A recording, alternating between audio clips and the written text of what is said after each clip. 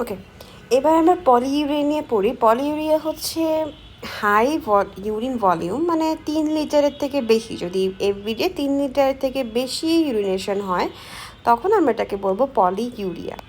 তো কী কী কারণে হতে পারে, এটা খুব কমন সেন্স। দেখো, আমি যদি অনেক বেশি ফ্লুইড নেই, ইনটেক করি, তারপর আমি যদি ডায়োরেটিক্স টাইপের খাই জিনিসপাতি, যেমন টি, কফি, অ্যালকোহল, এগুলো সবই ডাইউরেটিক্স। কীভাবে এগুলো হচ্ছে মাইল্ড ডায়োরেটিক্স হিসেবে কাজ করে। এটা হলো অ্যান্টি ডায়োরেটিক হরমোনকে ইনহিবিট করে মাইল্ড ডায়োরেটিক্স হিসেবে কাজ করে, ঠিক আছে? ওকে, তারপর আমরা দেখব যে ডায়াবেটিক্স ড্রাগস আছে কিছু। ডায়াবেটিস, দেখো 2 ধরনের ডায়াবেটিস। এই ডায়াবেটিসকে কী বলে বলো তো বাংলায়? বহুমূত্র রোগ, তাই না? তাহলে দেখা যাচ্ছে যে এখানেও কিন্তু পলিউরিয়া আছে। আর ইনভেস্টিগেশনে আমরা কি করব, ব্লাড গ্লুকোজ চেক করব অবশ্যই, ফর ডায়াবেটিস আছে কিনা দেখার জন্য। ও হ্যাঁ, হাইপার ক্যালসিমিয়া আরেকটা আছে। দেখো, ক্যালসিয়াম এডিএইচ এর সাথে ইন্টারফেয়ার করে, এবং দেখা যায় যে calcium interferes with ADH action at the renal tubule. তো এডিএইচকে কাজ করতে ক্যালসিয়াম বাধা দেয়। তখন দেখা যায় যে নেফ্রোজেনিক ডায়াবেটিস ইনসিপিটাস দেখা যায়। নেফ্রোজেনিক ডায়াবেটিস ইনসিপিটাস টাইপের ইফেক্ট দেখা যায়। তখন দেখা যায় যে টিবিউলার ইনজুরি হতে পারে, বা মানে মেনলি ওয়াটার রিঅ্যাবজর্পশনটা আলটিমেটলি কমে যায়, কারণ অ্যান্টিডায়োটিক হরমোনের সাথে অ্যান্টিবায়োটিক হরমোনকে বাধা দিলে কি হবে বলো তো? এখানে হচ্ছে ডাইউরেসিস হবে, বেশি করে ইউরিনেশন হবে, তাই না? আচ্ছা, এরপর আমি দেখি ইনভেস্টিগেশন। যদি ইনভেস্টিগেশনের দিকে আসি, আমরা ব্লাড গ্লুকোজটা চেক করব ডায়াবেটিস মেলাইটাস আছে নাকি দেখার জন্য।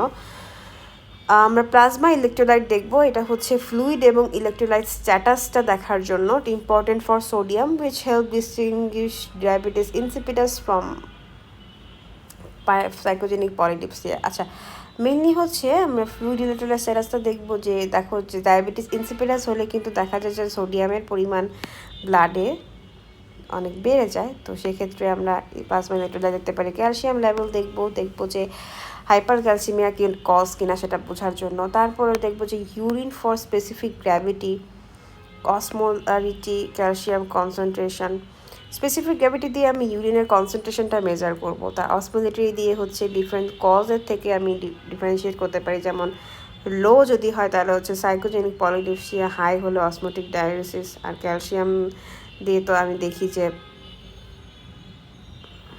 হাইপার ক্যালসিউরিয়া আছে নাকি, সেটা আমরা দেখার চেষ্টা করি, ক্যালসিয়াম কনসেন্ট্রেশন। তো এই হচ্ছে পলিইউরিয়া। তো তারপরে যদি দেখি যে নকচুরিউরিয়া, যা হচ্ছে কি হতে পারে বলো তো? যে পলিইউরিয়াটা কনসিকুয়েন্স হতে পারে, আবার ফ্লুইড বেশি খেলে হতে পারে। তারপর দেখা যায় যে ক্রনিক কিডনি ডিজিজের ক্ষেত্রে দেখা যায় কিডনির কনসেন্ট্রেটিং অ্যাবিলিটি কমে যায়। তখন দেখা যায় যে নাইট টাইম ইউরিনেশন বেড়ে যায়। তারপর প্রোস্টেটিক এনলার্জমেন্টে দেখা যায় যে incomplete bladder emptying during day, তখন হলো bladder feels quickly at night. Prostatic enlargement হলে দেখা যায় যে যেহেতু অবস্ট্রাকশন হচ্ছে ইউরিনারি ট্র্যাকে, তো তখন ব্লাডার ডে টাইমে ফুল যখন হয়নি, ফুল দেখা যায় যে এমটি হয়নি, তখন দেখা যেতে পারে যে রাতের বেলা হচ্ছে বেশি করে। ফ্রিকোয়েন্সি হচ্ছে micturition more often than patient's expectation. তো এটা আর কি, ফ্রিকোয়েন্সি বারবার ইউরিনেশন হওয়া, ইনক্রিজ নাম্বার। তো এটা কনসিকুয়েন্স অফ পলিইউরিয়া হতে পারে, অথবা দেখা যাচ্ছে ডিসইউরিয়া, পেশেন্ট হচ্ছে ব্যথা পাচ্ছে, তখন সে কিন্তু, বা প্রোস্টেটিক ডিজিজের ক্ষেত্রে তখন সে হচ্ছে অল্প অল্প করে ইউরিনেশন করার ট্রাই করবে, তো তখন ফ্রিকোয়েন্সিটা কিন্তু বেড়ে যাবে। তো এই তো ছিল হালকা পাতলা কথাগুলো। আমি ইউরিনারি ইনকন্টিনেন্সের দিকে চলে যাই। এটা হচ্ছে involuntary leakage of the urine. সেটা কীভাবে হতে পারে? ইনকন্টিনেন্স সিনড্রোমসটা হতে পারে স্ট্রেস ইনকন্টিনেন্স, আর্গ ইনকন্টিনেন্স, কনস্টিটিউয়াল আর ওভারফ্লো। ব্যাপারটা হচ্ছে যে স্ট্রেস, দেখা যায় যে কফ বা হচ্ছে leakage during cough due to passive vesicles pressure. তো তো দেখা যায় যে কফের সময় একটা স্ট্রেস যে পড়ে, বেসিক্যাল স্ট্রেস, সেটার কারণে দেখা যায় যে এরকম হতে পারে। তো এটা হচ্ছে common in women after child birth or ageing. এটা খুবই কমন, কজ দেখা যায় যে অনেক সময় যে পেলভিক ফ্লোরে যে উইকনেস ডেভেলপ করবে, pelvic floor weakness or urethral sphincter incompetence, এখানে দেখা যায় যে ইজিলি হলো কফিং বা স্নিজিং বা লাফিংয়ের কারণে এই যে লিক আউট হয়ে যায় ইউরিনটা, যেহেতু পেলভিক ফ্লোরটা হলো এখানে উইক হয়ে যাচ্ছে। তো leakage due to involuntary testosterone construction during bladder filling. তো টেস্টোস্টেরন মাসল যদি ঠিক মতো কনস্ট্রাকশন না হয় তখন কন্ট্রাকশন না হয় তখন দেখা যায় যে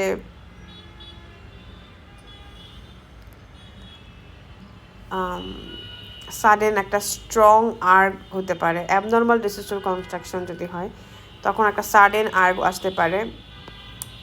এটা একটা কারণ যে সাডেন আর্গ আসলে হঠাৎ করেই একটা অ্যাবনর্মাল কন্ট্রাকশন হয়ে গেলো টেস্টোস্টেরন মাসেলে। তো সেটা হচ্ছে দেখা যায় যে ওভার অ্যাক্টিভ ব্লাডারের ক্ষেত্রে এরকম হতে পারে। তো এটা হচ্ছে নিউরোলজিক ডিসঅর্ডার হতে পারে বা ইনফেকশনের কোনো কজ হতে পারে। তারপর কন্টিনিউয়াল ইনকন্টিনেন্স, এটা হচ্ছে ফিস্টুলার কারণে abnormal connection between urinary track and vagina. তো সেটার কারণে অনেক সময় দেখা যায় যে কনস্ট্যান্ট জুবলিং হচ্ছে, এটাকে বলেছে ভেসিকো ভ্যাজাইনাল অথবা ইউরেটো ভ্যাজাইনাল একটা ফিস্টুলা। আবার ওভারফ্লো, এটা হচ্ছে দেখা যায় যে bladder is full but cannot contract. তো এটা হচ্ছে লিকস উইথ মিনিমাল প্রেশার। তো এটা হচ্ছে অ্যাটনিক ব্লাডারের ক্ষেত্রে মেনলি হয়, যে ব্লাডারটা ফুল বাট কোনো কন্ট্রাকশন হচ্ছে না, তখন হচ্ছে দেখা যায় যে মিনিমাল প্রেশারে সেটা লিক করছে, ইউরিনটা লিক করছে। নো টেস্টোস্টেরন কন্ট্রাকশন, তখন minimal increase in abnormal vesicular pressure result in urinary leakage. তো তখন দেখা যায় যে ব্লাডার ফুল হতে হতে ওখানে একটা মিনিমাল প্রেশার ক্রিয়েট হয়, সেটার কারণেই হঠাৎ করে দেখা যায় যে কিছু পরিমাণে ফ্লুইড ইনভলেন্টারিলি লিকেজ করছে বা কিছু পরিমাণ ইউরিন ইনভলেন্টারি লিকেজ হচ্ছে। তারপর পোস্ট মিকচুরেশন ড্রিবল, এটা তো অবস্ট্রাকশনের কারণে হয়, আমরা আগেও বলেছি। তো আমরা হেমাচুরিয়াতে চলে আসি। হেমাচুরিয়া তো presence of red blood cell of in the urine due to bleeding from the kidney or urinary tract. তো blood appears in the urine, এটা হচ্ছে মেন কথা। This indicates a breach in the vesicular barrier somewhere along the urinary tract. তো from glomerulus থেকে urethra যে কোনো জায়গায় যদি এরকম একটা ব্রিচ হয় তো তখন ওখান থেকে ব্লিডিং হয়ে হেমাচুরিয়া হতে পারে। তো নর্মাল ইন্ডিভিজুয়ালের RBC is urine is less than 12,000 RBC, 12,500 RBC in per ml। তো এটা হচ্ছে নর্মাল রেঞ্জ। আর অ্যাকর্ডিং টু দ্য ভিজিবিলিটি যদি আমি দেখি টাইপস অফ হেমাচুরিয়া, এটা ম্যাক্রোস্কোপিক অর ভিজিবল হতে পারে আর মাইক্রোস্কোপিক অর ইনভিজিবল হতে পারে। তো ভিজিবল হেমাচুরিয়া যেটা, এটা হচ্ছে urine visibly red or cola coloured, usually implies significant bleeding, possibly tumor, stone or severe glomerulonephritis. আর মাইক্রোস্কোপিক বা ইনভিজিবল হেমাচুরিয়া যেটা, সেখানে blood only seen under microscope, and সেটা হচ্ছে অবশ্যই 15,000 থেকে 20,000 রেঞ্জে হবে আরবিসি। তো এটা হচ্ছে মাইল্ডার ব্লিডিং এবং possibly due to early glomerular disease, mild infection বা অথবা এক্সারসাইজ, এসব কারণে এটা মাইক্রোস্কোপিক অর ভিজিবল যেটা হতে পারে হেমাচুরিয়া বা ব্লাড। ক্লজেস অফ দ্য হেমাচুরিয়াতে আমি আসি। এখানে ফার্স্টে ব্লিডিং ডিসঅর্ডার, দেখা যায় যে কোয়াগুলেশন প্রবলেম যদি থাকে, যেমন হেমোফিলিয়া, থ্রম্বোসাইটোপেনিয়া, তখন সেখানে স্পন্টেনিয়াস ব্লিডিং হয়। অ্যান্টিকোয়াগুলেন্ট ড্রাগ যেটা, সেখানে দেখা যায় যে ওয়ারফেরিন, হেপারিন, এখানে হচ্ছে ব্লিডিং দেখা যায় যে ম্যাসিভ ব্লিডিং হয়। কোনো মাইনর ট্রমা বা যদি মেজর উইক ভেসেল থাকে তখন হচ্ছে ম্যাসিভ ব্লিডিং দেখা যায়। রেনাল কিছু কজেস আছে, যেমন গ্লোমেরুলোনেফ্রাইটিস, পাইরোনেফ্রাইটিস, ইন্টারস্টিশিয়াল নেফ্রাইটিস। তো ইনফ্লামেশন অফ দ্য গ্লোমেরুলি, তারপর bacterial infection of the renal pelvis. আর যদি দেখি allergic or drug induced inflammation, যদি ইন্টারস্টিশিয়ামে দেখা যায় যে এরকম হচ্ছে, তখন ভাস্কুলার পারমেবিলিটি বেড়ে গিয়ে আরবিসি টিবিউলে এন্টার করবে। তারপর রেনাল স্টোন যেটা, সেখানে দেখা যায় যে ক্যালকুলাস রেনাল প্যাপিলা অথবা হচ্ছে লাইনিংকে ড্যামেজ করে ব্লিডিং করছে। রেনাল টিউবারকুলোসিসে যা হচ্ছে granulomatous inflammation causes ulceration and haemorrhage of renal parenchyma or pelvis. Renal নিওপ্লাজমও চারপাশে হচ্ছে হাইলি ভাস্কুলার এবং ফ্র্যাজাইল, তো তখন স্পন্টেনিয়াস ব্লিডিং হতে পারে, টিউমার ইনভেশন হতে পারে, আবার আশেপাশে কী হতে পারে টিউমার নেক্রোসিসও ব্লিডিং হতে পারে। পলিসিস্টিক কিডনি ডিজিজ হচ্ছে ক্রিপটা যখন রাপচার হয়, সিস্টটা যখন রাপচার হয় তখন ব্লিডিং হতে পারে, আর তখন ওখান থেকে হেমাচুরিয়া ফর্মেশন হতে পারে। তার পাশাপাশি যে ট্রমা, ব্লান্ট ইনজুরি বা ট্রমার কারণে অথবা ইনফ্রাক্ট নেক্রোসিস। দেখো ইনফ্যাক্ট কীভাবে হচ্ছে, এখানে দেখা যায় যে অক্সিজেনের ডেফিসিয়েন্সি হচ্ছে এবং এই জায়গাটার মধ্যে একটা ইনফেকশন তৈরি হচ্ছে। ইনফেকশনের কারণে দেখা যাচ্ছে যে একটা নেক্রোসিস হবে, নেক্রোসিসের কারণে ভেসেলগুলো থেকে ব্লিডিং শুরু হয়ে যাবে। তো আমরা পোস্ট রেনালে চলে আসি। এখানে বলছে যে ইউরিটারি কিছু কজ আছে, যেমন স্টোন, নিওপ্লাজম, এগুলোর কারণে দেখা যায় যে স্টোনটা কী করে মিউকোসাকে স্ক্র্যাপ করে ওখানে দেখা যায় যে ব্লিডিং করছে। আবার নিওপ্লাজম হলেও সেম। ইউরিনারি ব্লাডারের ক্ষেত্রে সিস্টিসাইটিস, যেখানে ইনফ্লাম ব্লাডারে হচ্ছে ভেসেল যদি ফ্র্যাজাইল হয়ে যায় তখন ব্লিড করে। স্টোনের ক্ষেত্রেও স্পন্টেনিয়াস স্টোন বা টিউমার ইনভেশন করে ব্লিড করতে পারে। আবার পাশাপাশি দেখা যায় যে টিউবারকুলোসিস, এটার ক্ষেত্রেও গ্রানুলোমাটাস ইনফ্লামেশন, এখান থেকেও হতে পারে ব্লিডিং। যেখানে তারপর সিস্টোসোমিয়াসিস, এখানে গ্রানুলোমার আলসার ফর্মেশন হয় মিউকোসা, তো তখন হচ্ছে ব্লিডিং হবে। প্লাস প্রোস্টেটের ক্ষেত্রে যদি বিনাইন এনলার্জমেন্ট অফ প্রোস্টেট আর কার্সিনোমা হয় তখন দেখা যায় যে এই যে এনলার্জ যেই প্রোস্টেটটা আছে সেটার ভেসেল ইজিলি রাপচার হয়ে যায়, specially after catheterisation or exertion.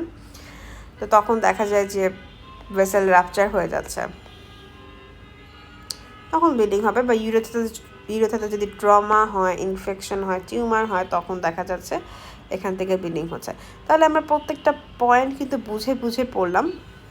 আসলে কি বুঝে বুঝে একটু পড়লে জিনিসগুলো মনে থাকে আর লং টার্ম মেমোরিতে সেট হয়, এই কারণেই আমাদের এই বুঝে বুঝে পড়া। আমরা আসলে প্রত্যেকটা লাইনই এই বই থেকে বুঝে বুঝে পড়ার ট্রাই করব, এই আর কি। অ্যাকর্ডিং টু দ্য পেইন, হ্যাঁ, পেইন অনুযায়ী আমরা পেইনলেস হেমাচুরিয়া পাবো, পেইনফুল হেমাচুরিয়া পাবো, আর আছে বোথ পেইনফুল অ্যান্ড পেইনলেস, দুই রকম হেমাচুরিয়া একই সাথে। তো আসো আমরা কিভাবে পেইনলেস হেমাচুরিয়া পাই। পেইনলেস হেমাচুরিয়া,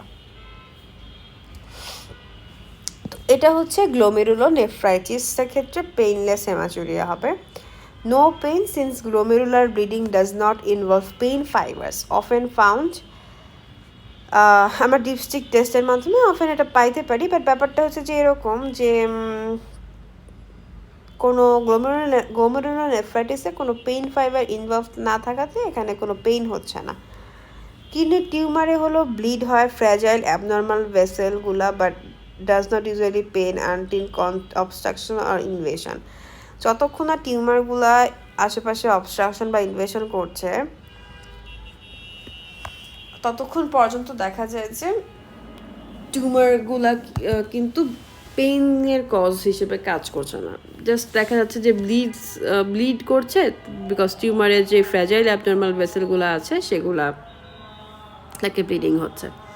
তারপর টিবিতে আসি। টিবির ক্ষেত্রে দেখবো যে chronic infection with minimal acute inflammation. তো এই যে আমাদের ইনফ্ল্যামেশনের কারণে লিটেল এবং নো পেইন থাকছে। তো সিস্টোসোমিয়াসিস, এখানে ব্যাকটেরিয়াল ওয়ালে ফাইব্রোসিস আর আলসারেশন হচ্ছে, but pain is mild. Hypertensive নেফ্রোস্ক্লেরোসিসের ক্ষেত্রে দেখবো high pressure damages glomeruli slowly, তখন মাইক্রোস্কোপিক হেমাচুরিয়া হবে এবং ইউজুয়ালি এটা পেনলেস হয়। ইন্টারস্টিশিয়াল নেফ্রাইটিসের ক্ষেত্রে মাইল্ড ইনফ্লামেশন হচ্ছে, যেখানে খুব একটা পেইন হচ্ছে না। অ্যাকিউট টিউবারকুলার নেক্রোসিসে হচ্ছে টিউবুলার ইনজুরি হচ্ছে, বাট এটা খুব একটা পেইনফুল না। আবার রেনাল ইস্কিমিয়া, এখানেও দেখবো যে ইনফেকশন হচ্ছে, ব্লিড হচ্ছে, বাট পেইন হচ্ছে না। Distance running or other severe exercise, এখানে রানার্স হেমাচুরিয়া বলে একটা কথা আছে due to bladder wall trauma আর temporary glomerular leak. Plus coagulation disorder, anticoagulant therapy, plus SLE lupus nephritis যেখানে হয়, যার কারণে গ্লোমেরুলার ইনজুরি হয়, সেখান থেকে দেখা যায় যে ব্লিডিং হতে পারে। তো সেক্ষেত্রে পেন হবে না, বাট পেইনফুল আমাদের আসলে ম্যাক্সিমাম কন্ডিশনই আমরা হচ্ছে পেনলেসের মধ্যে বলবো, বাট পেইনফুলের মধ্যে আছে UTI, renal calculi with obstruction, loin pain, haematuria syndrome.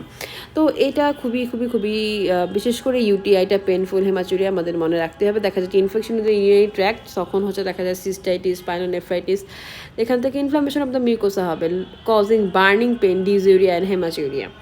তো এটা হচ্ছে মোস্ট কমন ইন উইমেন। তো আমরা জানি যে প্রেজেন্ট উইথ ফ্রিকোয়েন্সি, আর্জেন্সি আর suprapubic pain along with visible or microscopic blood in urine, এটা হচ্ছে ইউটিআইয়ের ক্ষেত্রে। আর রেনাল ক্যালকুলিতে হচ্ছে দেখা যায় যে স্টোন হলো ফিজিক্যাল ইনজুরি করে ইউরেটারে এবং রেনাল পেলভিসে ডিউরিং প্যাসেজ, তখন দেখা যায় যে রেনাল ক্যালকুলি যদি ফর্মেশন হয়, তখন স্টোনটা হলো ইউরেটার এবং রেনাল যে পেলভিস সেখানে হচ্ছে প্যাসেজের সময় একটা ইনজুরি করে, তখন দেখা যায় যে পেইন হবে এবং ভেরি সিভিয়ার ফ্যাং প্লেন, এটা often direct to the groin with visible haematuria. Loin pain haematuria syndrome, এটা একটা রেয়ার কন্ডিশন যেখানে ইন্টারমিডিয়েট লোইন পেন আর ব্লাড ইন ইউরিন হয়, এটা without a clear or infective clear structural আর infective cause, এটা often idiopathic. তো এটা খুব একটা জরুরি না, আমাদের মেনলি মনে রাখতে হবে এটা যদি পেইনফুল হয় সেটা ইউটিআই হবে অথবা রেনাল ক্যালকুলি উইথ অবস্ট্রাকশন হবে। বাকি মোস্ট অফ দ্য কেসেসের ক্ষেত্রে আমি এটাকে পেনলেস বলবো। আবার ইউটিআই কিন্তু বোথ পেনফুল এবং পেনলেস দুটোই হতে পারে। তার পাশাপাশি reflex nephropathy, renal scarring, painful painless দুটোই হতে পারে। Even acute polycystic kidney disease সেটাও কিন্তু দেখা যায় যে পেনফুল এবং পেনলেস দুটোই হতে পারে। তো মেইনলি হচ্ছে রেনাল ক্যালকুলি উইথ অবস্ট্রাকশন, এটা কিন্তু অবশ্যই পেনফুল হবে। বাকি যা যা আছে ম্যাক্সিমাম কেসেস আমরা দেখলাম যে কিডনি যে সমস্ত ডিজিজ সেগুলো ম্যাক্সিমামই পেনলেস হয়। হেমাচুরিয়ার এগুলো সেগুলো ম্যাক্সিমাম হেমাচুরিয়ায় পেনলেস হয়, কিছু যদি এটা হচ্ছে রেনাল ক্যালকুলি উইথ অবস্ট্রাকশন হয়। তো 4 important causes of the haematuria. তো আমরা ততক্ষণ হেমাচুরিয়ার কজগুলো একটু বললাম। ম্যানেজমেন্টের ক্ষেত্রে আমরা দেখবো ট্রমার history, occupational history, antipathy related history, মেনস্ট্রুয়েশনের হিস্ট্রি, এগুলো নেব। আচ্ছা, তো স্কিন ইনফেকশনের স্ক্যাবিস থেকে তো এজিএন হয়, সেজন্য এটার হিস্ট্রি নেব। History of the oral ulcer, skin rash, joint pain, এসিলিটা এক্সক্লুড করার জন্য। হিস্ট্রি অফ ট্রমা আছে কিনা বা ইনফেকশন আছে কিনা, অকুপেশন কি, যেমন ইন্ডাস্ট্রিয়াল কেমিক্যাল এক্সপোজার থেকে হতে পারে আলটিমেটলি। তো এগুলো আমাদের খেয়াল রাখতে হবে। তো অকুপেশনাল এক্সপোজার যেটা দেখা যায় যে aromatic amines are linked with bladder cancer, তো সেখান থেকে এভাবে ব্লিডিং হতে পারে। আবার ইনফেকশনের সময় দেখা যায় সিস্টাইটিস আর pyelonephritis can cause inflammation and bleeding. আবার ফ্যামিলি হিস্ট্রিতে তো যে জেনেটিক কজ আছে যেগুলো আছে অ্যালপোর্ট সিনড্রোম, হ্যাঁ, তারপর হচ্ছে এই তো রেনাল ডিজিজের জেনেটিক কজ যেগুলো। আর ড্রাগ হিস্ট্রিতে আমি অ্যান্টিকোয়াগুলেন্ট, অ্যান্টিপ্লাটিলেট এগুলো দেখতে পারি যে এখানে ব্লিডিং রিস্কটা বেশি থাকে। মেনস্ট্রুয়েশনের সময় কন্টামিনেশন উইথ মেনস্ট্রুয়াল ব্লাড হচ্ছে কিনা, প্লাস যদি গ্লোমেরুলোনেফ্রাইটিসের অ্যাকুট গ্লোমেরুলোনেফ্রাইটিসের চান্সেস থাকে যদি স্ক্যাবিজ হয় পেশেন্টের। অলসো এসএলই যেটা ফিচার অফ দ্য এসএলই বা সিস্টেমিক লুপাস এরাইথোম্যাটাসে হচ্ছে লুপাস নেফ্রাইটিস ডেভেলপ করে, তো সেখানে বা বাকি জায়গায় আলসারগুলো আছে কিনা বা ইনফ্লামেশনগুলো আছে নাকি সেটা দেখে নিতে হবে। History of oral ulcer and skin rash. তো সিমটমগুলো আমরা যদি দেখি, ফিভার হবে, ওয়েট লস এবং ডার্ক ইউরিন হবে। TB of the kidney prevention serious, আচ্ছা দেখা যাচ্ছে ফিভার, ওয়েট লস, এটা যদি দেখা যায় এটা ফিভার, অ্যানোরেক্সিয়া, ওয়েট লস, সেক্ষেত্রে রেনাল টিবি আমরা দেখতে পারি। Fever with chill and rigor, সেক্ষেত্রে ভমিটিং, তারপর ফ্রিকোয়েন্সি, আর্জেন্সি, ডিজিউরিয়া, এই কয়েকটা জিনিস আমাদের একদম মনে রাখতে হবে। এফইউডি, ফাড, ফ্রিকোয়েন্সি, আর্জেন্সি, ডিজিউরিয়া, এই কয়েকটা হচ্ছে ইউরিনারি ইনফেকশনের সিনড্রোমের মধ্যে পড়বে।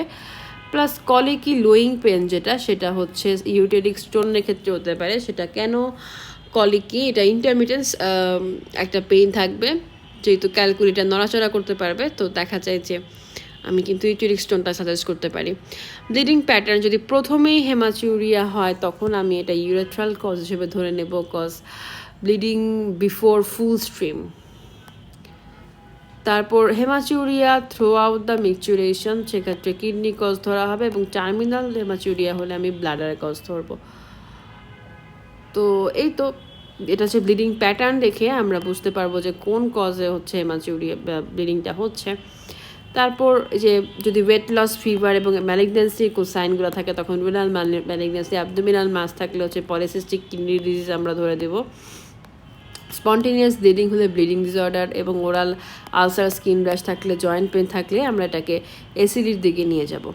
তারপর সাইন তো বললাম যে cachexia, anaemia, skin infection mark, high blood pressure, cachexia chronic disease আর ম্যালিগন্যান্সির ক্ষেত্রে দেখা যাবে। তারপর দেখা যাবে অ্যানিমিয়া ক্রনিক ব্লাড লস আর রেনাল ডিজিজের জন্য। আর স্কিন ইনফেকশন হচ্ছে evidence of post streptococcal infection. দেখা যায় যে স্ক্যাবিজের পরে যেটা হয় আমাদের এজিএন এর একটা চান্সেস থাকে, একক গ্লোমেরুলারনেফ্রাইটিস। হাই ব্লাড প্রেশার হচ্ছে common in glomerular disease. Hyper tension দেখা যায় গ্লোমেরুলার ডিজিজ থেকে, হাইপার টেনশন থেকে আলটিমেটলি কিন্তু গ্লোমেরুলার ডিজিজ ডেভেলপ করতে পারে। তার পাশাপাশি পারপুরা, এটা হচ্ছে সাগেস ব্লিডিং ডিসঅর্ডার। পারপুরা থাকলে আমরা বুঝবো যে হ্যাঁ পেশেন্টটা ব্লিডিং ডিসঅর্ডার আছে, এই কারণে এত ব্লিডিং হচ্ছে। লিম্ফাডেনোপ্যাথি থাকলে দেখবো যে মে পয়েন্টস, লিম্ফোপ্রাইটিক ডিসঅর্ডার যেমন লিউকেমিয়া, লিম্ফোমা, তো সেখান থেকে দেখা যায় যে কিডনিতে ইনফিল্ট্রেট করে সেখানে কিডনিতে ইনফিল্ট্রেট করছে, অথবা দেখা যাচ্ছে যে বোন ম্যারোতে ইনফিল্ট্রেট করে থ্রম্বোসাইটোপেনিয়া করছে, সেখান থেকে ব্লিডিং করছে। রেনাল অ্যাঙ্গেল টেন্ডারনেস থাকলে দেখা যাবে যে ইনফেকশন অথবা ইনফ্ল্যামেশন ইনভলভিং দ্য কিডনি। তো টিপিক্যালি অ্যাকিউট পাইলোনেফ্রাইটিস, হ্যাঁ, যার কারণে হচ্ছে হেমাচুরিয়া হতে পারে। সেক্ষেত্রে কিন্তু আমি এটা অ্যাকুট পাইলোনেফ্রাইটিসের দিকে নিতে পারি জিনিসটাকে। Plus palpation of the kidney করে আমি যদি রেনাল মাস পাই তখন আমরা এটাকে হচ্ছে কার্সিনোমা, রেনাল সেল কার্সিনোমার দিকে ইন্ডিকেট করতে পারি বা রেনাল টিউমারের দিকে নিয়ে যেতে পারি। তো ইনভেস্টিগেশনে যদি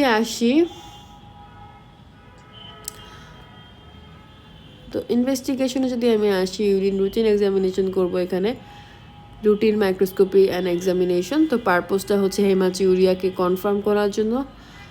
তারপর দেখব যে কালচার করব, মিডস্ট্রিম কালচার, তখন আমি ইউটিআই ডিটেক্ট করতে পারবো। দেখা যায় যে 10⁵ কলোনি থেকে বেশি যদি ফর্ম করে তখন সেটা ইউটিআই সাজেস্ট করবে।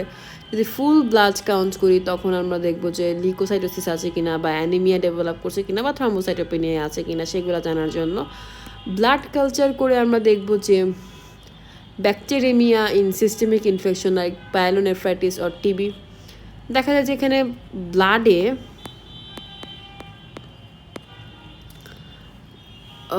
অর্গানিজমটা আছে কিনা, এবং থাকলে সেটা সিস্টেমিক ম্যানিফেস্টেশন করছে। Same bleeding time, clotting time, X-ray of the KUB করে আমরা দেখব যে স্টোন আছে কিনা। আলট্রাসাউন্ড করেও হাইড্রোনেফ্রোসিস, স্টোন, এগুলো দেখবো। তারপর ইন্টারভেনাস ইউরোগ্রাম, এই যে এগুলো জিনিসগুলো আগেই পড়ে এসেছি আমরা, ইনভেস্টিগেশনগুলো। তো দেখা যায় যে ভিজুয়ালাইজ করবো রেনাল, পেলভিস, ইউরেটার, ব্লাডার। তারপর প্রথম যে লেকচারটা বা প্রথম যে পার্টটুক ভিডিও, সেখানে আমরা এখানে ইনভেস্টিগেশনগুলো ভালো মতো আগেই হচ্ছে বলে আসছি যে কী কী আছে। রেনাল বায়োপসির কথা আমরা বলেছি যে কিছু ইন্ডিকেশন আছে এটার। এই তো ট্রিটমেন্টের ক্ষেত্রে আমরা দেখবো যে কজ অনুযায়ী ট্রিটমেন্ট করতে হবে। যেমন ইনফেকশন থাকলে অ্যান্টিবায়োটিক, গ্লোমেরুলারনেফ্রাইটিস থাকলে ইমিউনোসাপ্রেশন, স্টোনস থাকলে ইউরোলজিক্যাল ম্যানেজমেন্ট, আর টিউমার হলে সার্জারি, তারপর কেমোথেরাপি দিতে হবে। ব্লিডিং ডিসঅর্ডার হলে প্লাটিলেট, কোয়াগুলেশন ফ্র্যাকচারকে এগুলো কারেকশন করতে হবে।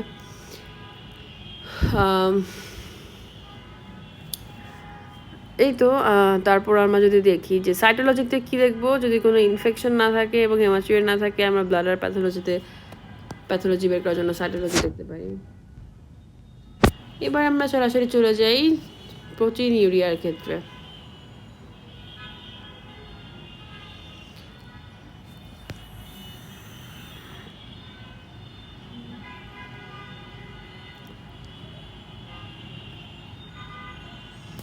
তো চলো আমরা প্রোটিনিউরিয়াটা শুরু করি। ফার্স্টেই আমরা যেটা যাব সেটা হচ্ছে definitions of the proteinuria. Proteinuria কি? এটা মানে হচ্ছে প্রেজেন্স অফ প্রোটিন। এটা mainly albumin in the urine, especially albumin আর কি। Normally very little protein present in urine, দেখা যায় যে 150 মিলিগ্রাম পার ডে, এর থেকে কম ইউরিন আমরা দেখতে পারবো যে প্রেজেন্ট থাকে। তো মোস্টলি এরা হচ্ছে ফিল্টার্ড হয়ে যায় এবং রিঅ্যাবজর্বড হয়ে যায় মোস্ট অফ দ্য ফিল্টার্ড প্রোটিনই হচ্ছে অ্যালবুমিন। তো বাট এটা small in amount it is not detectable by simple urine test like heat coagulation method. আমরা ইজিলি এটাকে ডিটেক্ট করতে পারবো না। Normally, very little protein in the urine, mostly filtered and reabsorbed. Most of the filtered protein is albumin, but very small in amount. মানে এত আমাদের যে normal প্রোটিনটা urine থেকে বের হয় সেটা হচ্ছে 150 মিলিগ্রাম অফ অ্যালবুমিন, এবং এটা হিট কোয়াগুলেশন টেস্টেও ডিটেক্টেবল না। তো proteinuria becomes clinically significance when দেখা যায় যে 150-এর থেকে বেশি, 150 মিলিগ্রামের থেকে বেশি যদি অ্যালবুমিনটা বের হয়ে যায় তো তখন এটা দেখা যায়। তো মোস্টলি দেখা যায় যে এটা ফিল্টার এবং রিঅবজর্ব হয়ে যায়, specially when 3.5 gram per day যদি বের হয়ে আসে। তো ফিজিওলজিক্যাল কজ কী হতে পারে? আমি যদি হাই প্রোটিন ইনটেক করি তো সেক্ষেত্রে আমার হতে পারে যে ইউরিনে প্রোটিন যাচ্ছে, হাই প্রোটিন ইউরিনে, high plasma protein in load increases glomerular filtration of protein temporarily. Orthostatic proteinuria হচ্ছে অকার্স ইন ইয়ং অ্যাডাল্টস আর teen who excrete protein while upright but not while lying down। তো upright পজিশনে দেখা যায় যে renal ভেইনের pressure অনেক বেড়ে যায়, আর হেমোডাইনামিক চেঞ্জেস হয়, তো যার কারণে গ্লোমেরুলার পারমিয়াবিলিটি বেড়ে যায়। তো সেই ক্ষেত্রে অর্থোস্ট্যাটিক বা পোস্তুরাল প্রোটিনিউরিয়া দেখা যায়। তো শুধুমাত্র সেই ক্ষেত্রে দেখা যায় যে দাঁড়িয়ে থাকলে, পেশেন্টটা যদি দাঁড়িয়ে থাকে তখন কেবল তার প্রোটিনিউরিয়া হচ্ছে, বাট সে শুয়ে থাকলে বা লাইং ডাউন করলে তখন তার প্রোটিনিউরিয়া হচ্ছে না। তো সেটা কীভাবে টেস্ট করা হয়? আমি মর্নিং ইউরিন দিব, মর্নিং ইউরিনে দেখব যে প্রোটিনটা নর্মাল আছে। বাট যদি আমি দেখি, আমি ডে টাইম ইউরিন দেখি, ডে টাইম ইউরিনে বা স্ট্যান্ডিংয়ে যদি থাকি তখন দেখা যাবে যে রেনাল ভেইনের প্রেশারটা অনেক বেড়ে যাচ্ছে, তো তখন দেখা যাবে যে প্রোটিনিউরিয়া হচ্ছে। এক্সারসাইজের ক্ষেত্রেও এক্সারসাইজ হচ্ছে রেনাল ব্লাড ফ্লো বেড়ে যায়, তখন বডি টেম্পারেচার বেড়ে যায়, which may alter glomerular permeability, তখন ট্রানজিয়েন্ট অ্যান্ড রিজলভ এটা দেখা যাচ্ছে কিছু পরিমাণে প্রোটিন বের হয়ে আসতে পারে। তো এক্সারসাইজ করলে যে ক্যাটাকোলামিন বেড়ে যায় শরীরে, তার কারণে হতে পারে যে পারমিয়াবিলিটি বেড়ে গিয়ে প্রোটিন বের হয়ে আসছে। যদি কোল্ডের এক্সপোজার হয় তখন দেখা যায় যে ভ্যাসো কনস্ট্রিকশন হচ্ছে এবং স্ট্রেস একটা রেসপন্স করতেছে কোল্ড, তো মে ট্রানজিয়েন্টলি ইনক্রিজ গ্লোমেরুলার পারমিয়াবিলিটি। তো তখন দেখা যায় যে কিছু পরিমাণ প্রোটিন বের হয়ে আসতে, বা মেন্টাল স্ট্রেনের ক্ষেত্রেও ক্যাটাকোলামিন সার্জটা বেড়ে যায়, তখন দেখা যায় যে পারমিয়াবিলিটি বেড়ে যাচ্ছে। তাহলে ক্যাটাকোলামিন বাড়ার যে কোনো কন্ডিশন, যে আমরা লাস্টের 3টা যেটা পড়লাম, হাই প্রোটিন ইনটেক, তারপর এক্সারসাইজ, এক্সপোজার টু কোল্ড আর মেন্টাল স্ট্রেন, এগুলো হচ্ছে ক্যাটাকোলামিন বাড়ার কিছু কিছু কন্ডিশন। তো সেক্ষেত্রে গ্লোমেরুলার পারমিয়াবিলিটি বেড়ে প্রোটিনিউরিয়া ডেভেলপ করতেই পারে। আচ্ছা, তো এই তো এরপর প্যাথোলজিক্যাল কন্ডিশনের মাধ্যমে দেখব প্রি রেনাল, রেনাল, আর একটা হচ্ছে গিয়ে পোস্ট রেনাল।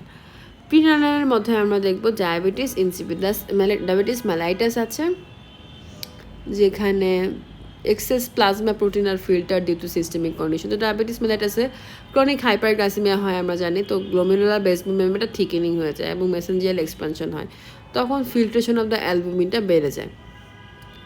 তো ডায়াবেটিস মেলাইটাসে বা ডায়াবেটিক নেফ্রোপ্যাথিতে দেখা যাচ্ছে অ্যালবুমিনের ফিল্ট্রেশনও বেড়ে যায়। এটা হচ্ছে most common cause of nephrotic syndrome in adult, এটা হচ্ছে ডায়াবেটিস মেলাইটাস। তারপর কনজেস্টিভ কার্ডিয়াক ফেলিয়ার, এখানে রেনাল পারফিউশন যেহেতু কমে যায় সে কারণে অ্যাক্টিভেশন অফ রাস হয়, তখন ইনক্রিজড ইন্টারগ্লোমেরুলার প্রেশার এবং প্রোটিন লিকেজ। তো দেখা যায় যে গ্লোমেরুলার প্রেশার যখন বেড়ে যায় হাইপার টেনশনে, তখন দেখা যায় যে প্রোটিন লিকেজও বেড়ে যাচ্ছে। তারপর যদি দেখি হাইপার থাইরয়েডিজম, এই ক্ষেত্রে দেখব যে এটা হাইপার থাইরয়েডিজমে দেখো ব্লাডের প্রেশারও বেড়ে যাচ্ছে, তখন এই যে হাইপার টেনশনের কারণে গ্লোমেরুলার ক্যাপিলারিটা ড্যামেজ হয়ে প্রোটিন বের হয়ে যাচ্ছে। এবার টক্সিমিয়া অফ প্রেগনেন্সি, এখান থেকে দেখবো যে আচ্ছা, হাইপার টেনশনে তো আমরা দেখলাম যে হাইপার টেনশন গ্লোমেরুলার ক্যাপিলারিকে ড্যামেজ করছে, আর হাইপারথাইরয়েডিজমে দেখবো যে মেটাবলিক বেড়ে যাচ্ছে, প্লাস রেনাল ব্লাড ফ্লো বাড়ছে, যার কারণে গ্লোমেরুলার ফিল্ট্রেশনটা এফেক্টেড হচ্ছে। টক্সিমিয়া অফ প্রেগনেন্সিতে দেখবো যে এখানেও তো একটা হাইপার টেনশন ডেভেলপ করে টক্সিমিয়া অফ প্রেগনেন্সি বা প্রি অ্যাক্লামশিয়াতে। তো এন্ডোথেলিয়াল ডিসফাংশন হতে পারে গ্লোমেরুলার ক্যাপিলারি। তো এখানে তো hyper tension, oedema plus proteinuria থাকে এই পেশেন্টের। তো এখানে প্রি অ্যাক্লামশিয়া থেকে আলটিমেটলি এটা হচ্ছে মেনলি টক্সিমিয়া অফ প্রেগনেন্সিটাকে বলা হয় তাকে প্রি অ্যাক্লামশিয়া। তো সেখান থেকে আলটিমেটলি অ্যাক্লামশিয়া ডেভেলপ করতে পারে যদি আনট্রিটেড থাকে। তো রেনাল কজ এখানে AGN, nephrotic syndrome, pyelonephritis, renal tuberculosis, polycystic kidney disease, renal calculi, এই সবগুলোর কজ বলা হয়েছে। তো দেখা যায় যে inflammation damage the glomerular capillary valve, তখন হতে পারে প্রোটিনিউরিয়া। নেফ্রোটিক সিনড্রোমে তো এমনি ম্যাসিভ প্রোটিনিউরিয়া হয় যেহেতু পরোসাইট ইনজুরি। তারপর পাইলোনেফ্রাইটিসের ইনফেকশন এবং inflammation of the renal parenchyma, সেখান থেকে মাইল্ড প্রোটিনুরিয়া হয় যেহেতু টিবুলার ডিসফাংশন হচ্ছে।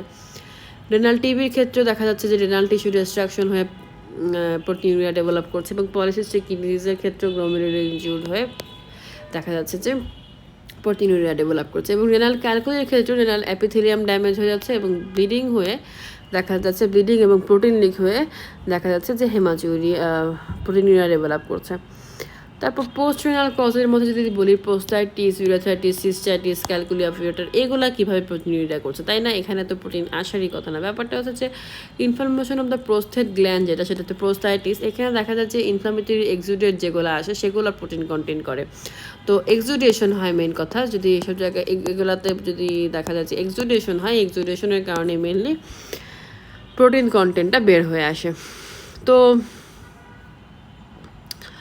ইনভেস্টিগেশন অফ দ্য প্রোটিনিউরিয়াতে আমরা সবার আগে দেখবো যে ডিউস্টিক টেস্ট আমরা করে থাকি, এটা র্যাপিড স্ক্রিনিং একটা টুল, এটা সেমি কোয়ান্টিটেটিভ একটা রেজাল্ট দেয়। এখানে colour change indicates concentration detects, এটা মেনলি অ্যালবুমিন ডিটেক্ট করার জন্য ইউজ করা হয়। অ্যান্ড তো লো লেভেল অফ অ্যালবুমিন বা মাইক্রো অ্যালবুমিন ইউরিয়া, সেটা হচ্ছে মিস করে যায় ডিপস্টিক টেস্ট। হিট কোয়াগুলেশন টেস্টটা হচ্ছে দেখা যায় যে প্রোটিন কোয়াগুলেট করে এটাতে এবং প্রিসিপিটেট করে ফেলে হিট দিয়ে, তখন হচ্ছে সেটা আমি ইজিলি প্রোটিন ইউরিয়াটাকে ডিটেক্ট করতে পারবো। কোয়ান্টিফিকেশন হচ্ছে এসব্যাচ অ্যালবুমিনোমিটার, তারপর সালফোস্যালিসাইলিক অ্যাসিড টেস্ট। এসব্যাচ অ্যালবুমিনোমিটার হচ্ছে ওল্ড মেথড, এখানে হচ্ছে প্রোটিন কনসেন্ট্রেশনটা হচ্ছে দেখা হয় এবং ল্যাবে ইউজ করা হয়। এটা সালফোস্যালিসাইলিক অ্যাসিড টেস্টে হচ্ছে প্রিসিপিট করা হয় all protein, not just albumin, using based on protein in multiple myeloma. Other renal functional টেস্টের মধ্যে আমরা তো দেখতেই পারবো যে ইউরিন আছে, রুটিন এক্সামিনেশন, সেরাম ক্রিয়েটিনিন, ব্লাড ইউরিয়া, এগুলোর মাধ্যমে আমরা দেখতে পারবো যে গ্লোমেরুলার ফিল্ট্রেশন রেট বা কিডনি ডিজিজের কী হাল চাল আর কি। তো ম্যাসিভ প্রোটিনিউরিয়া তো আমরা জানি যে 3.5 গ্রাম অ্যালবুমিন পাসেস টু 24 আওয়ার্স। 3.5 গ্রামের থেকে যদি বেশি হয়ে যায় তখন সেটা হচ্ছে ম্যাসিভ প্রোটিনিউরিয়া, এবং এটা কয়েকটা জায়গায় হয়, সেটা হচ্ছে এই আর কি। টিম্যান দিয়ে মনে রাখতে পারি আমরা nephrotic syndrome, amyloidosis, multiple myeloma এবং টক্সিমিয়া অফ প্রেগনেন্সি, এগুলোতে হচ্ছে ম্যাসিভ প্রোটিনিউরিয়া হয়। এবং আমরা এতক্ষণ তো হচ্ছে প্রোটিনিউরিয়ার কিছু কজ সম্পর্কে জেনেছি, এগুলো হচ্ছে ম্যাসিভ প্রোটিনিউরিয়ার কজ। তারপর হোয়াট ইজ মাইক্রো অ্যালবুমিনিউরিয়া, এখানে হচ্ছে reunion excretion of the albumin 30 থেকে 300 মিলিগ্রাম পার ডে হলে সেটা হবে খুবই অল্প পরিমাণের প্রোটিনিউরিয়া, এবং সেটা ডায়াবেটিক নেফ্রোপ্যাথির ক্ষেত্রে দেখা যায়। আচ্ছা, তো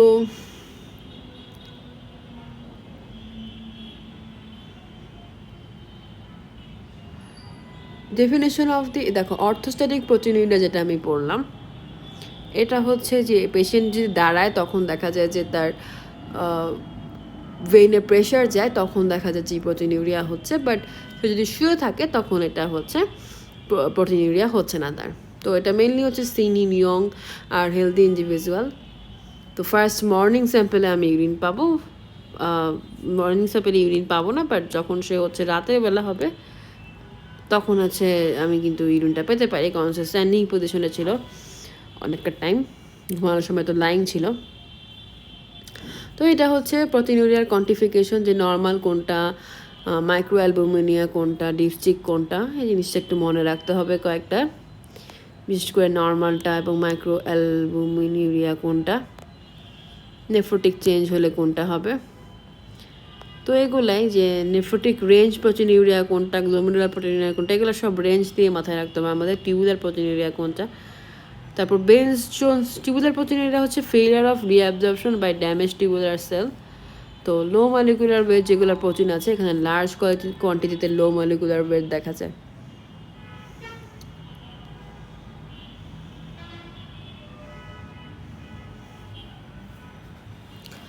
তো এই যে গ্লোমেরুলার প্রোটিনিউরিয়া, এটা মেনলি ইন্ডিকেট করে যে গ্লোমেরুলার ড্যামেজকে ইন্ডিকেট করে।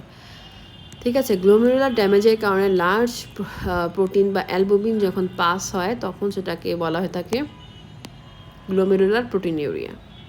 তো মেনলি গ্লোমেরুলার বেসমেন্ট মেমব্রেনটা ড্যামেজ হতে পারে, সেটা গ্লোমেরুলার নেফ্রাইটিসের কারণে হতে পারে বা নেফ্রোটিক সিনড্রোমের কারণে হতে পারে। নেফ্রোটিক রেঞ্জ প্রোটিনিউরিয়াটা হচ্ছে মেনলি নেফ্রোটিক সিনড্রোমকেই মানে ডিফাইন করার ট্রাই করে। তো সিভিয়ার পোডোসাইট ড্যামেজ হয়, যার কারণে আর ম্যাসিভ অ্যালবুমিন লস হয়, কজিং হাইপোঅ্যালবুমিনিয়া, জেনারেলাইজ ইডেমা আর হাইপারলিপিডেমিয়া। তো এটা হচ্ছে glomerular nephritis, glomerular proteinuria. Nephrotic range of proteinuria হচ্ছে নেফ্রোটিক সিনড্রোমের দিকে নিয়ে যায়। আর টিউবুলার প্রোটিনিউরিয়াটা কি, এখানে failure to reabsorb by damage tubular cell. এখানে হচ্ছে স্মল প্রোটিন থাকে যেগুলো নর্মালি ফিল্টার হয়ে যায় বা রিঅ্যাবজর্ব হয়ে যায় প্রক্সিমাল টিবিউলে। বা যদি টিউবুলার ইনজুরি থাকে, যেমন টিউবুলার নেক্রোসিস, ইন্টারস্টিশিয়াল নেফ্রাইটিস, সেখানে দেখা যায় রিঅ্যাবজর্পশনটা ফেল হয়ে যায়, তখন হচ্ছে প্রোটিন ইউরিনে অ্যাপিয়ার করা শুরু করে, তখন যেটা টিউবুলার প্রোটিনিউরিয়াতে দিকে টার্ন নেয়। ঠিক আছে, তারপর আমি যদি দেখি যে বেঞ্চ জোন্স প্রোটিন, এটা কি, এটা হচ্ছে দেখা যায় যে light chain are small enough to be filter through the glomeruli. তো এখানে দেখা যায় যে seen in plasma cell dyscrasias like multiple myeloma, this protein are toxic to renal tubule, cast nephropathy. তো সেখান থেকে কাস্ট নেফ্রোপ্যাথি হয়। আচ্ছা, মাল্টিপল মায়োলোমা এটা একটা কমন কজ, দেখা যায় যে presence of free immunoglobulin light chain either kappa lambda in urine. তো এই দুটো এখানে পাওয়া যায়। তো মাল্টিপল মায়োলোমার ক্ষেত্রে দেখা যায় যে এই ডিজিজটা হতে পারে। মাল্টিপল মায়োলোমা তোমরা জানি যে বি সেলের একটা ম্যালিগনেন্সি। তো তখন দেখা যায় যে এরকম malignant plasma sell over produce হয়ে ও ম্যালিগনেন্ট প্লাজমা সেলটা মনোক্লোনাল লাইট চেনগুলা, মানে এই যে লাইট চেনগুলা, ইমিউনোগ্লোবিউলিন লাইট চেনগুলো বেশি করে ফর্ম করে, তখন এটা ডেভেলপ হয়। আবার অ্যামাইলোডোসিসের ক্ষেত্রেও হচ্ছে দেখা যায় যে অ্যামাইলয়েড প্রোটিন রিপোজিশনের কারণে এরকম আলটিমেটলি হতে পারে। বা প্লাজমা সেল ডিসকাসিয়াস এগুলোর ক্ষেত্রে ওটা হতে পারে। তো মেনলি হচ্ছে এগুলাই। Secondary metastatic tumour of the bone, সেক্ষেত্রে দেখা যায় যে rarely causes excess immunoglobulin production. তো মেনলি যে তিনটা জিনিস মনে রাখতে হবে, multiple myeloma, amyloidosis, plasma cell dyscrasias. এই কয়েকটা জায়গায় আমরা বেঞ্চ জোন প্রোটিনুরিয়া পাবো। তো it coagulates at a temperature between 40 থেকে 60, এটা হচ্ছে unit to Bence Jones protein, আর disappears at 100 degree Celsius while all protein stays. তো other proteins stay coagulated, this redissolves. This thermal reversibility is diagnostic. তো দেখা যায় যে যদি বেঞ্চ জোন প্রোটিন হয় তাহলে 100 ডিগ্রি সেলসিয়াস টেম্পারেচার দিলে এই প্রোটিনগুলো আবার রিজলভ হয়ে যাবে, বাট আদার প্রোটিন যদি হয় তাহলে সেটা কোয়াগুলেটেড থেকেই যাবে। But bench Jones protein easily disappear করে যায় 100 ডিগ্রি সেলসিয়াস টেম্পারেচারে। তো এভাবেই আমরা বেঞ্চ জোন প্রোটিনের থেকে অন্যান্য প্রোটিনকে আলাদা করতে পারি।